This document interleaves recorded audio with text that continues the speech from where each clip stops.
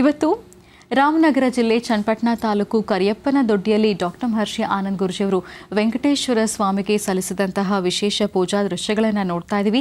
ವೈಕುಂಠ ಏಕಾದಶಿ ಪ್ರಯುಕ್ತ ನಡೆದಂತಹ ಅದ್ಧೂರಿ ಕಾರ್ಯಕ್ರಮ ಇದು. ಇಲ್ಲಿ ಅಪಾರ ಜನಸಂಖ್ಯೆನೇ ಸೇರಿತ್ತು. ಆ ಜನರನ್ನ ಉದ್ದೇಶಿಸಿ ಗುರೂಜಿಯವರು ಅನೇಕ ಅರ್ಥಪೂರ್ಣ ವಿಚಾರಗಳನ್ನ ತಿಳಿಸ್ಕೊಟ್ಟಿದ್ದಾರೆ.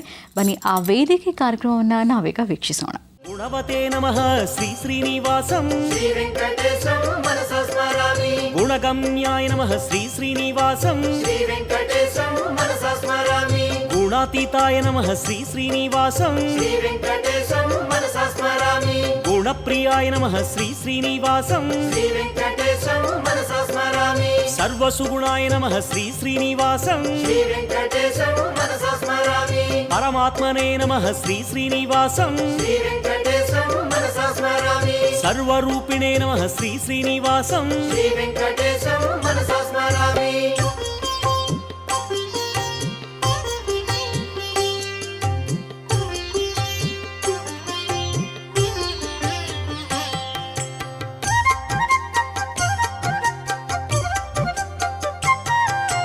ಬ್ರಹ್ಮಣ್ಯಾಯ ನಮಃ ಶ್ರೀ ಶ್ರೀನಿವಾಸಂ ಶ್ರೀ ವೆಂಕಟೇಶಂ ಮನಸಾ ಸ್ಮರಾಮಿ. ಜೀವನಾಯ ನಮಃ ಶ್ರೀ ಶ್ರೀನಿವಾಸಂ ಶ್ರೀ ವೆಂಕಟೇಶಂ ಮನಸಾ ಸ್ಮರಾಮಿ. ಬ್ರಹ್ಮಸ್ತುತ್ಯಾಯ ನಮಃ ಶ್ರೀ ಶ್ರೀನಿವಾಸಂ ಶ್ರೀ ವೆಂಕಟೇಶಂ ಮನಸಾ ಸ್ಮರಾಮಿ. ಬ್ರಹ್ಮವಾದಿನೇ ನಮಃ ಶ್ರೀ ಶ್ರೀನಿವಾಸಂ ಶ್ರೀ ವೆಂಕಟೇಶಂ ಮನಸಾ ಸ್ಮರಾಮಿ. ಸತ್ಯರೂಪಿಣೇ ನಮಃ ಶ್ರೀ ಶ್ರೀನಿವಾಸಂ ಶ್ರೀ ವೆಂಕಟೇಶಂ ಮನಸಾ ಸ್ಮರಾಮಿ. ಧನ್ವಂತರಯೇ ನಮಃ ಶ್ರೀ ಶ್ರೀನಿವಾಸಂ ಶ್ರೀ ವೆಂಕಟೇಶಂ ಮನಸಾ ಸ್ಮರಾಮಿ.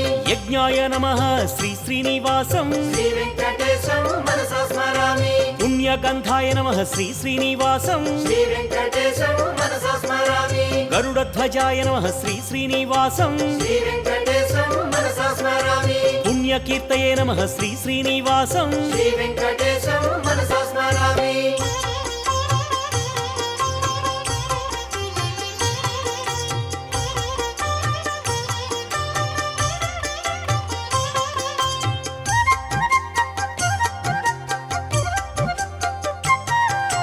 ವಿಚಕ್ಷಣಾಯ ನಮಃ ಶ್ರೀ ಶ್ರೀನಿವಾಸಂ ಶ್ರೀ ವೆಂಕಟೇಶಂ ಮನಸಾ ಸ್ಮರಾಮಿ. ನೀಲಕೇಶಿನೇ ನಮಃ ಶ್ರೀ ಶ್ರೀನಿವಾಸಂ ಶ್ರೀ ವೆಂಕಟೇಶಂ ಮನಸಾ ಸ್ಮರಾಮಿ. ಸುಲೋಚನಾಯ ನಮಃ ಶ್ರೀ ಶ್ರೀನಿವಾಸಂ ಶ್ರೀ ವೆಂಕಟೇಶಂ ಮನಸಾ ಸ್ಮರಾಮಿ. ಅನಂತಾಯ ನಮಃ ಶ್ರೀ ಶ್ರೀನಿವಾಸಂ ಶ್ರೀ ವೆಂಕಟೇಶಂ ಮನಸಾ ಸ್ಮರಾಮಿ. ಉಗ್ರಾಯ ನಮಃ ಶ್ರೀ ಶ್ರೀನಿವಾಸಂ ಶ್ರೀ ವೆಂಕಟೇಶಂ ಮನಸಾ ಸ್ಮರಾಮಿ. ವೀರಾಯ ನಮಃ ಶ್ರೀ ಶ್ರೀನಿವಾಸಂ ಶ್ರೀ ವೆಂಕಟೇಶಂ ಮನಸಾ ಸ್ಮರಾಮಿ. ಮಹಾವಿಷ್ಣವೇ ನಮಃ ಶ್ರೀ ಶ್ರೀನಿವಾಸಂ ಶ್ರೀ ವೆಂಕಟೇಶಂ ಮನಸಾ ಸ್ಮರಾಮಿ. ಶ್ರೀಮದ್ರಮೋ ರಮಣ ಗೋವಿಂದೋ ಶ್ರೀನಿವಾಸ ವರದ ಗೋವಿಂದೋ ವೆಂಕಟಾಚಲಪದ ಗೋವಿಂದೋ ಪದ್ಮಾವತಿ ಪ್ರಿಯ ಗೋವಿಂದೋ. ಭಕ್ತ ಮಹಾಶಯರೇ, ಈ ವೇದಿಕೆ ಭಗವಂತನೇ ಸಾಕ್ಷಾತ್ ಬಂದು ಸ್ವಯಂ ಪ್ರೇರಿತನಾಗಿ ತಿರುಕಲ್ಯಾಣವನ್ನ ತಮ್ಮೆಲ್ಲರ ಸಹಾಯದಿಂದ ನೆರವೇರಿಸಿಕೊಳ್ತಾ ಇರ್ತಾನೆ ಅಂತಕ್ಕಂಥ ಪ್ರತೀತಿಗೆ ನೀವೇ ಸಾಕ್ಷಿ. ಇಂಥ ಪರಿಸ್ಥಿತಿಗಳಲ್ಲಿ ಸಾಕಷ್ಟು ನೋವನ್ನು ಅನುಭವಿಸ್ತಾರೆ. ಇದಕ್ಕೆ ಅಂತ ಸಾಧ್ಯವಾದಷ್ಟು ನೀವು ವೈದ್ಯರ ಸಲಹೆ ತೆಗೆದುಕೊಂಡು ಮಕ್ಕಳ ಹಸಿವಾಗಲಿಕ್ಕೆ ಸಾಕಷ್ಟು ಮೆಡಿಸಿನ್ಸ್ ಇದೆ. ಯಾಕೆಂದರೆ ಮೆಡಿಸಿನ್ ನೋಡಿ ಹಸಿವಾಗಲಿಕ್ಕೂ ಮೆಡಿಸಿನ್ ಕೊಡಬೇಕು, ಅಥವಾ ಜಾಸ್ತಿ ಮಕ್ಕಳು ಈ ಥರ ತಿಂತಾರೆ ಅಂದರೆ ಅದಕ್ಕೂ ಸಹಿತ ಮೆಡಿಸಿನ್ಸೇ ಆಗಿಬಿಡುತ್ತೆ. ಆದರೆ ಒಂದಂತೂ ಸತ್ಯ, ಈ ಮಕ್ಕಳ ಕಣ್ಣುರೇಖೆಯಲ್ಲಿ ನೀವು ಕಳಿಸಿರ್ತಕ್ಕಂಥ ಮಗುವಿನ ಕಣ್ಣುರೇಖೆ ಅಷ್ಟು ಸಮಂಜಸವಾದಲ್ಲ. ಇಲ್ಲಿ ಸ್ಪಷ್ಟ ಕಣ್ಣುರೇಖೆ ಇಲ್ಲದ್ರಿಂದ ನಾನು ಇದರ ಮೇಲೆ ಏನೂ ಭವಿಷ್ಯತ್ತನ್ನು ತಿಳಿಸೋದು ಬಹಳ ಕಷ್ಟವಾಗ್ತಾ ಇದೆ. ಆದರೆ ಒಂದು ಉಪಯುಕ್ತವಾದಂಥ ವಿಚಾರವನ್ನು ನಾನು ತಿಳಿಸ್ತಾ ಇದ್ದೇನೆ ನಿಮಗೆ. ಮಗು ಹಸಿವಾಗ್ದಿರ ಊಟ ಮಾಡಲಿಕ್ಕಾಗಲ್ಲ. ಆದರೆ ಹಸಿವಾದರೂ ಸಹಿತ ಊಟ ಮಾಡಲಿಕ್ಕೆ ಹಠ ಮಾಡುವಂಥ ಪರಿಸ್ಥಿತಿ ಎದುರಾಗುತ್ತೆ ಅಂದರೆ ಇಲ್ಲಿ ಒಂದು ಆಲೋಚನೆ ಮಾಡಬೇಕು. ಆ ಮಗುವಿಗೆ ಇಷ್ಟವಾಗಿರ್ತಕ್ಕಂಥ ಪದಾರ್ಥವನ್ನು ಕೊಡಬೇಕು. ಎರಡನೇದು, ಆ ಮಗುವಿನ ಬಲಗಣ್ಣಿನ ರೇಖೆ ಸ್ಪಷ್ಟತೆ ಇಲ್ಲ, ಎಡಗಣ್ಣಿನ ರೇಖೆ ಪ್ರಕಾರ ತೆಗೆದುಕೊಂಡ್ರೆ ಈ ಮಕ್ಕಳ ಮನಸ್ಥಿತಿ ಭಯದ ವಾತಾವರಣ ಇರುತ್ತೆ. ನೀವು ಮಕ್ಕಳಿಗೆ ಊಟ ಮಾಡಿಸ್ಬೇಕಾದ್ರೆ ಎಲ್ಲೋ ಗಾಬರಿ ಹಿಡಿಸಿರ್ತೀರಿ, ಸ್ವಲ್ಪ ಭಯ ಹಿಡಿಸಿರ್ತೀರಿ, ಇದೆಲ್ಲ ನಡೆದಿರುತ್ತೆ. ಯಾಕೆಂದರೆ ನಿಮಗೆ ನಿಮ್ಮ ಮಕ್ಕಳು ಚೆನ್ನಾಗಿ ಊಟ ಮಾಡಲಿ ಅನ್ನೋ ಒಂದೇ ಆಸೆ. ಆ ಆಸೆಯನ್ನು ಮನಸ್ಸಲ್ಲಿ ಇಟ್ಕೊಂಡು ಒಂಚೂರು ಭಯ ಹಿಡಿಸೋದು ಇಂಥದ್ದೆಲ್ಲ ಮಾಡಿರ್ತೀರಿ. ಅದರಿಂದ ಇಲ್ಲಿ ಗಾಬರಿ ಪಡೋ ಸನ್ನಿವೇಶ ಆಗ್ಬೋದು. ಆದರೂ ಹಸಿವು ಜಾಸ್ತಿ ಆದಾಗ ಊಟ ಮಾಡ್ಬೋದಲ್ಲ ಅನ್ನೋ ಒಂದು ಪ್ರಶ್ನೆಗಳು ಇಲ್ಲಿ ಉದ್ಭವ ಆಗುತ್ತೆ. ಇಂತಹ ಪ್ರಶ್ನೆಗೆ ಸಂಬಂಧಪಟ್ಟಂಗೆ ನೆಲಬೇವು ಅಂತಕ್ಕಂಥ ಒಂದು ವನಸರಿ ಇದೆ. ನೆಲಬೇವು, ಇದನ್ನು ಅರ್ಥ ಮಾಡ್ಕೊಳ್ಳಿ. ಎಲ್ಲ ಯಾರೇ ಮನೆ ಮಕ್ಕಳಿಗೆ ಏನಾದರೂ ತೊಂದರೆ ಇದ್ದು ಆ ಮಕ್ಕಳು ಊಟ ಮಾಡ್ತಿಲ್ಲ ಅಂದರೆ ಒಂದು ಹೊಟ್ಟೆಯಲ್ಲಿ ಕೆಲವು ಪದಾರ್ಥಗಳು ಯಾವುದೇ ಒಂದು ಪದಾರ್ಥ ಊಟ ಮಾಡಲು ಡೈಜೆಷನ್ ಆಗದೇ ಇರತಕ್ಕಂಥದ್ದು ಅಥವಾ ಮತ್ತೊಂದು ಸಮಸ್ಯೆ ಆಗುವಂಥ ರೀತಿಯಲ್ಲಿರುತ್ತೆ.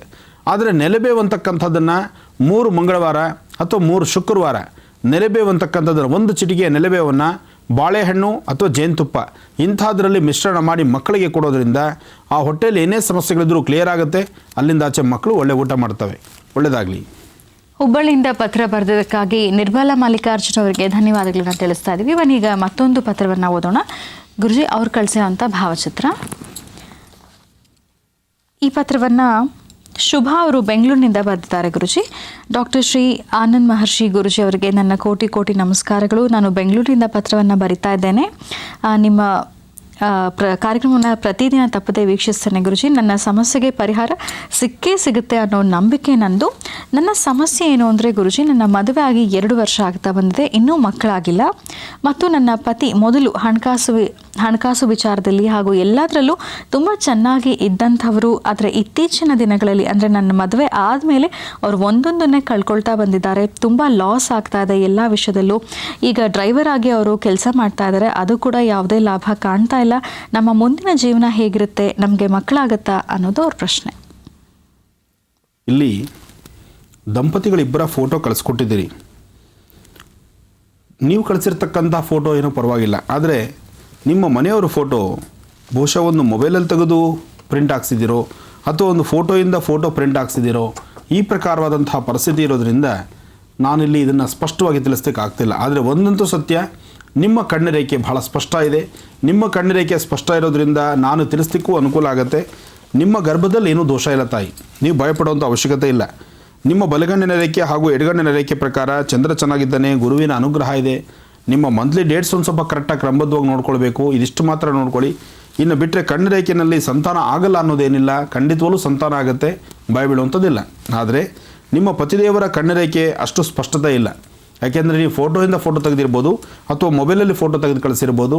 ಹಾಗಾಗಿ ಕಣ್ಣು ರೇಖೆಗಳು ಸ್ಪಷ್ಟವಾಗಿಲ್ಲ. ಇದಕ್ಕೆ ಸಮಂಜಸವಾದಂಥ ಉತ್ತರ ಕೊಡೋದು ಸ್ಥಿತ ಬಹಳ ಕಷ್ಟ ಅನಿಸುತ್ತೆ. ಆದರೆ ನಿಮ್ಮ ಕಣ್ಣು ರೇಖೆ ಪ್ರಕಾರ ಈಗ ಚಂದ್ರ ಇರ್ತಕ್ಕಂಥ ಆಸ್ಥಾನ ಮತ್ತು ಗುರು ಇರ್ತಕ್ಕಂಥ ಆಸ್ಥಾನ ಚೆನ್ನಾಗಿದ್ದು ಬಹುಶಃ ಮೇ ಜೂನ್ ಕಳೀಲಿ. ಈ ಬರ್ತಕ್ಕಂಥ ಮೇ ಜೂನ್ ಕಳೆದ್ರೆ ಖಂಡಿತ ಕಾರ್ಯಸಿದ್ಧಿ ಆಗುತ್ತೆ, ಯಶಸ್ಸಾಗುತ್ತೆ, ಭಯಪಡುವಂಥ ಅವಶ್ಯಕತೆ ಇಲ್ಲ. ಯಾವುದಕ್ಕೂ ಒಮ್ಮೆ ವೈದ್ಯರ ಸಲಹೆ ತೆಗೆದುಕೊಳ್ಳಿ. ಯಾಕೆಂದರೆ ಇಲ್ಲಿ ಕಣ್ಣಿನ ರೇಖೆ ಸ್ಪಷ್ಟ ಇದ್ದರೆ ಅದಕ್ಕೆ ಬೇಕಾದ ಮೆಡಿಸಿನ್ ನಾನೇ ಹೇಳ್ಬೋದಾಗಿತ್ತು. ಇಲ್ಲಿ ನಿಮ್ಮದೇನು ಪ್ರಾಬ್ಲಮ್ ಇಲ್ಲ. ಒಮ್ಮೆ ಸಾಧ್ಯವಾದರೆ ದಂಪತಿಗಳಿಬ್ಬರೂ ಹೋಗಿ ಒಂದ್ಸತಿ ವೈದ್ಯರ ಸಲಹೆ ತೆಗೆದುಕೊಂಬನ್ನಿ. ಒಳ್ಳೆಯದಾಗಲಿ. ಬೆಂಗಳೂರಿನಿಂದ ಪತ್ರ ಬರೆದಿದ್ದಕ್ಕಾಗಿ ಶುಭಾ ಅವರಿಗೆ ಧನ್ಯವಾದಗಳನ್ನ ತಿಳಿಸ್ತಾ ಇದ್ದೀವಿ. ಬನ್ನಿ ವೀಕ್ಷಕರೇ, ಈಗ ಕರೆಗಳನ್ನು ಸ್ವೀಕರಿಸೋಣ. ಹಲೋ ಹಲೋ ನಮಸ್ತೆ ಮೇಡಮ್. ನಮಸ್ತೆ ಮೇಡಮ್, ಗುರುಜಿ ಹತ್ರ ಮಾತಾಡ್ಬೇಕಾಗಿತ್ತು ಮೇಡಮ್. ಖಂಡಿತ ಮಾತಾಡಿಮಾ. ನಿಮ್ಮ ಹೆಸರು ಹೇಳಿ.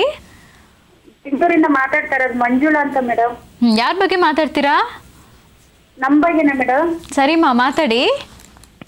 ಹಲೋ. ಹಲೋ, ನಮಸ್ತೆ ಗುರುಜಿ. ನಮಸ್ತೆ ತಾಯಿ, ಹೇಳಮ್ಮ. ಗುರುಜಿ, ತುಂಬಾ ವರ್ಷದಿಂದ ತುಂಬಾ ಶ್ರಮ ಪಡ್ತಾ ಇದೀವಿ. ಮನೆ ಕೆಲಸ ಮಾಡ್ಕೊಂಡು ನಮ್ಮ ಮಗನ್ ಮದ್ವೆ ಆಗಿದೆ. ಅವ್ರ ಮಗುಗೂ ಹುಷಾರಿರಲ್ಲ ಅವಾಗವಾಗೆ.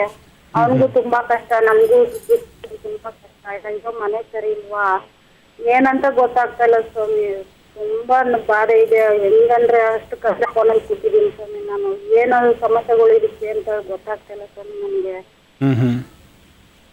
ಅವ್ರ ಮಗಳಿಗೂ ಒಂದ್ ದಿವಸ ಚೆನ್ನಾಗಿದ್ರೆ ಒಂದ್ ದಿವಸ ಚೆನ್ನಾಗಿರಲ್ಲ. ನಮ್ಮ ಮಗನ ಮಗಳಿಗೆ ಅವಳು ಹುಡುಗಿ ಹೆಸರು ಲಹಾರಿ ಅಂತ, ನಮ್ಮ ಹೆಸರು ಮಂಜುಳಾ ಅಂತ. ನಮಗೂ ಅವನಿಗೂ ಹೆಲ್ಪ್ ಮಾಡಕ್ ಹೋಗಿ ನಾನು ಮುಂದೆ ಬರ್ತಾ ಇಲ್ಲ, ಅವನು ಮುಂದೆ ಬರ್ತಾ ಇಲ್ಲ. ಆ ಪರಿಸ್ಥಿತಿ ಸಿಕ್ಕಾಕೊಂಡು ಒದ್ದಾಡ್ತಾ ಇದೀನಿ ಸ್ವಾಮಿ. ಇಲ್ಲಮ್ಮ, ನಿನ್ನ ಸ್ವರತರಂಗ ಪ್ರಕಾರ ನಿನಗಿರ್ತಕ್ಕಂಥ ಸಮಸ್ಯೆಗಳಿಗೆ ಇನ್ನೊಂದು 9 ತಿಂಗಳು ಸ್ವಲ್ಪ ಸಮಸ್ಯೆನೇ. ಈ 9 ತಿಂಗಳು ಗ್ರಹಗತಿಗಳಷ್ಟು ಸಮಂಜಸವದ್ದಲ್ಲ. ನೀವು ಮೊದಲು ಚೆನ್ನಾಗಿದ್ದವರೇ ಈಗ ಈ ಸಮಸ್ಯೆಗಳು ಸಿಲುಕೊಂಡಿದ್ದೀರಿ ನೀವು. ಅದಕ್ಕೋಸ್ಕರ ಸ್ವಲ್ಪ ದಿವಸ ವೆಯ್ಟ್ ಮಾಡಿ. ಈ 9 ತಿಂಗಳು ವೆಯ್ಟ್ ಮಾಡಿ, ಖಂಡಿತ ನೀವು ಚೆನ್ನಾಗಾಗ್ತೀರಿ, ಪ್ರಾಬ್ಲಮ್ ಇಲ್ಲ. ಯಾಕೆಂದರೆ ನಿಮ್ಮ ಸ್ವರತರಂಗ ಪ್ರಕಾರ ಚಂದ್ರ ಮತ್ತು ಬುಧ ಇರ್ತಕ್ಕಂಥ ಆಸ್ಥಾನ ಚೆನ್ನಾಗಿದೆ. ಇದಕ್ಕಾಗಿ ನೀವು ಒಂದು ಕೆಲಸ ಮಾಡಿ, ಸಾಧ್ಯವಾದರೆ ನೀವಿರ್ತಕ್ಕಂಥ ಪ್ರಾಂತ್ಯದಲ್ಲೇ ಒಂದು 5 ಶನಿವಾರ ಆಂಜನೇಯ ಸ್ವಾಮಿ ದೇವಸ್ಥಾನಕ್ಕೆ ಹೋಗಿ ಬನ್ನಿ. ಹಾಗೆ 4 ಮಂಗಳವಾರ ಯಾವುದಾದ್ರು ದೇವಿ ದೇವಸ್ಥಾನದಲ್ಲಿ ಒಂದು ಸ್ವಲ್ಪ ಗುಡಾನ್ನ ಅಂದರೆ ಬೆಲ್ಲದನ್ನು ಪೊಂಗಲ್ ಅಂಥದ್ದು ಮಾಡ್ಕೊಂಡೋಗಿ ತಾಯಿಗೆ ನೈವೇದ್ಯ ಮಾಡಿಸಿ ಅಲ್ಲಿ ಮಕ್ಕಳಿಗೆ ಹಂಚ್ಬಿಟ್ಟು ಬನ್ನಿ. ಈ 2 ಕೆಲಸವನ್ನು ನೀವು ಮಾಡಿದ್ರೆ ಖಂಡಿತ ಕಾರ್ಯಸಿದ್ಧಿ ಆಗುತ್ತೆ, ಯಶಸ್ಸಾಗುತ್ತೆ ತಾಯಿ.